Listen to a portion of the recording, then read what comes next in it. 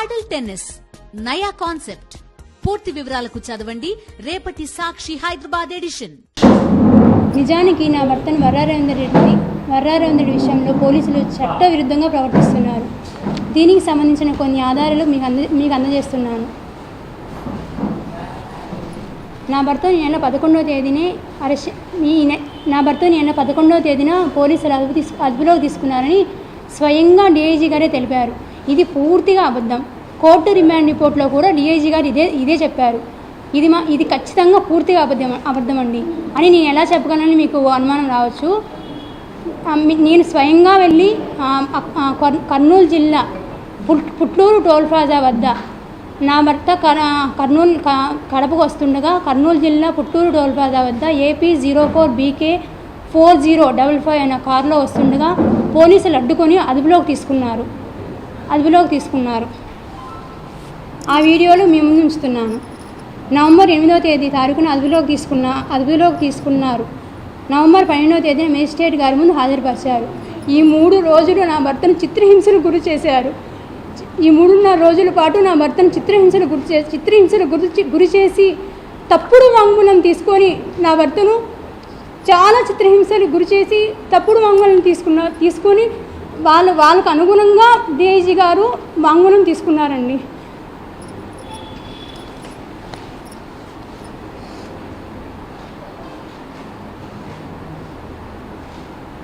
ఇదే విషయాన్ని డిమాండ్ పెట్టే సమయంలో నా భర్త మెజిస్ట్రేట్ గారి ముందు కూడా తెలియజేశారు. ఆ మెజిస్ట్రేట్ గారి ముందు నా భర్త చెప్పిన విషయాలు కూడా కాపీలు కూడా మీ ముందు ఉంచుతున్నాను. నా భర్త విషయంలో జరిగిన అన్యాయాన్ని మీ ద్వారా గౌరవ న్యాయ చట్టానికి ప్రజలకు తెలియజేయాలని కోరుకుంటున్నాను. వర్రా కళ్యాణి.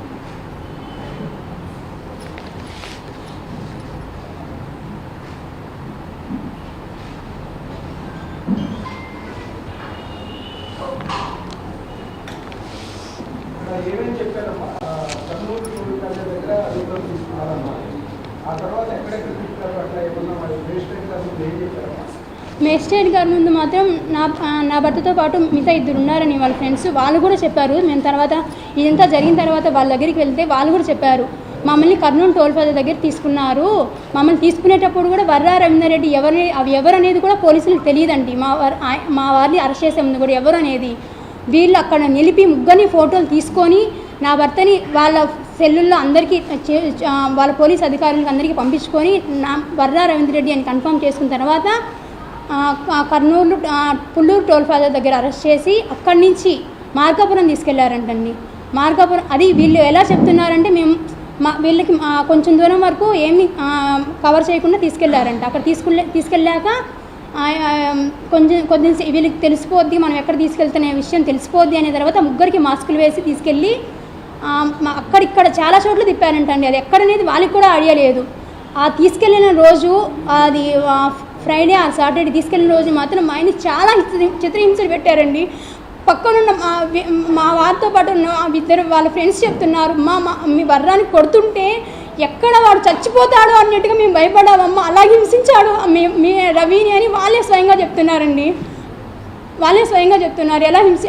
ఎలా ఇబ్బంది పెట్టారనేది వాళ్ళ పక్క నుండి విన్న వాళ్ళే చెప్తున్నారు. మేము భయపడ్డామమ్మా, ఎక్కడ ఫస్ట్ మేము చెప్పినట్టు మీరు ఒప్పుకోవాలి వర్రా అని మా ఆయన చాలా హింసించారంటండి.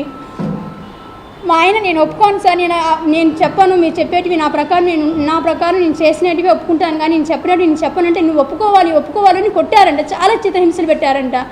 ఆ తర్వాత మళ్ళీ అక్కడి నుంచి మళ్ళీ కొంచెం ఒక రోజు తర్వాత మళ్ళీ తీసుకెళ్ళి మళ్ళీ హింసించారంట.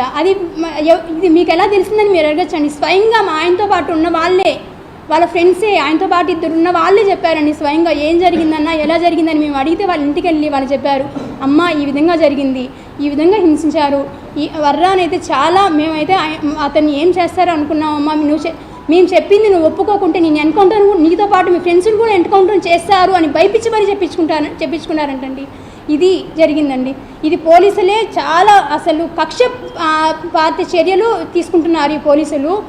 మరి ఈ కూటమి ప్రభుత్వం ఏం చేస్తుందో తెలియదు, పోలీసులు ఏం చేస్తున్నారో తెలియదండి. మా ఆయనకి మాత్రం ఎలాంటి అన్యాయం జరగకూడదని మీ ద్వారా కోరుకుంటున్నానండి. పోలీసుల రిపోర్ట్లో ఎక్కడ గాయాలు లేవని అంటున్నారమ్మా, దాంట్లో లేదండి, స్వయంగా నేను చూశాను. స్వయంగా నేను అక్కడ కోర్టుకి వెళ్ళినప్పుడు సబ్జెక్ట్ తీసుకున్నప్పుడు ముఖాలు పెట్టుకున్నప్పుడు వెళ్ళినప్పుడు చూసి స్వయంగా నాకు చూపించాడు. ఇక్కడ అరికాల్లో కొట్టారు, మోకాల మీద కొట్టారు, స్వయంగా నాకు చూపించాడండి. మొన్న వెళ్ళినప్పుడు ఆయన చూపించాడు, ఇదిగో చూడు ఇలా కొట్టారు. నేనైతే భయపడ్డాను.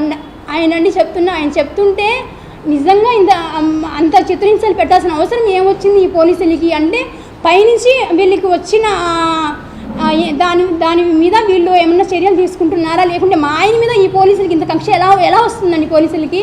పైనుంచి వాళ్ళ హోమ్ మినిస్టర్ గారు కానీ లేదా డిప్యూటీ సీఎం గారు కానీ చంద్రబాబు నాయుడు కానీ చెప్తేనే కదండి వీళ్ళకు ఇంత పోలీసులు చేయగలరు, లేకుంటే పోలీసులు అనేది స్వయంగా అలా చేయలేరండి. వాళ్ళకే మా ఆయన మీద కక్ష ఉండదు. వాళ్ళకి పైనుంచి వచ్చిన ప్రెషర్ వల్ల మా ఆయన చిత్రహింసలు పెడుతున్నారు కూడా. ఇప్పటికి కూడా అక్కడిక్కడ తిప్పుతున్నారండి మా ఆయన్ని. ఎక్కడ తీసుకెళ్తారో, ఎన్ని కేసులు పెడతారో ఇప్పటి నుంచి అని మాకు భయం వేస్తుందండి. ఎన్ని కేసులు పెడతారో, ఏం చేస్తారో, ఏమవుతుందో అని కూడా తెలియట్లేదు. మీడియాలో మీ ద్వారా ఏదన్నా కొంచెం న్యాయం జరుగుతుందని మీ ద్వారా మీకు కోరుకుంటున్నానండి. ప్లీజ్ అండి, మీరే చేయాలి ఏదో ఒకటి. ఈ న్యాయ వ్యవస్థ మీద మాకు గౌరవం ఉంది. న్యాయపరంగా మేము ఎంత దాకానే వెళ్తాము. హోమ్ మినిస్టర్కు ముఖ్యమంత్రికి మీ ఆయనకు మధ్యన ఎందుకు అంత భయం పెరిగింది? అంత ప్రశ్నిస్తున్నారు కదండి వాళ్ళు చేసిన అన్యాయాల్ని. మా ఆయన ఊరుకుండలేక ప్రశ్నిస్తున్నాడు కదా ఫేస్బుక్ ద్వారానే, మీరు ఇది చేస్తున్నారు, ఇది తప్పు అని. దానివల్ల ఈయన మీద కక్ష పెట్టుకున్నారండి, అంతే, ఇంకేం లేదు. ఆ ప్రశ్నించకూడదు. వీళ్ళు చేసిన తప్పైనా ఒప్పైనా వాళ్ళు ప్రశ్నించకూడదు. వాళ్ళు ఏ చేసినా ఓకే అన్నట్టుగానే జనాలు కానీ ప్రజలు కానీ నమ్మేయాలి. వాళ్ళు చేసిన ఎంత తప్పైనా ఓకే సార్ మీరు చేసిన కరెక్ట్ అనే వాళ్ళైతే ఓకే. మీరు తప్పు అని ప్రశ్నిస్తే మాత్రం వాళ్ళది తప్పు, వాళ్ళ ఫ్యామిలీ వాళ్ళు కూడా తప్పు అయిపోద్దండి. మా ఆయన చెప్తున్నాడండి ఇంకో విషయం, నేను ఒప్పుకోకుంటే మీ ఫ్యామిలీ వాళ్ళని కూడా హింసిస్తాను, మీ భార్యని మీ పిల్లల్ని కూడా మేము ఏ కేసులో విక్కించాలో మాకు తెలుసని పోలీసులు బెదిరించారంటండి. ఇంకా చూడండి మేము ఏమనుకోవాలి ఈ పోలీసుల గురించి.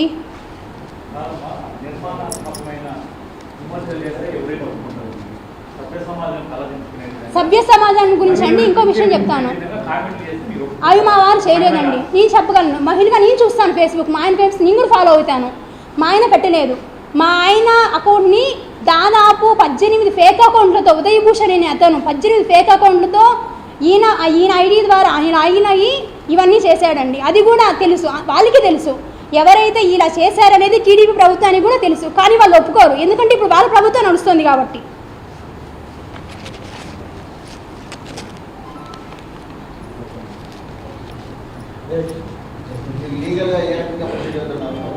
మేము లీగల్గానే వెళ్తామండి, ఎంత దాకా వెళ్తాం. లీగల్ ఎన్ని కేసులు ఎన్ని పెట్టుకుంటారో పెట్టుకోండి. అది మా ఆయన చేసింది తప్పు అయితే లేదండి. వాళ్ళని ప్రశ్నించడమే మా ఆయన చేసిన తప్పు, అలా ప్రశ్నించకూడదు. ఇంకా మేము లీగల్గా అయితే ఖచ్చితంగా వెళ్తామండి. ఇవి తెలుసు కాబట్టి మేము లీగల్గానే వెళ్తాం. న్యాయస్థానం మీద మాకు గౌరవం ఉంది, మేము లీగల్గానే వెళ్తాం ఎంత దాకా అయినా.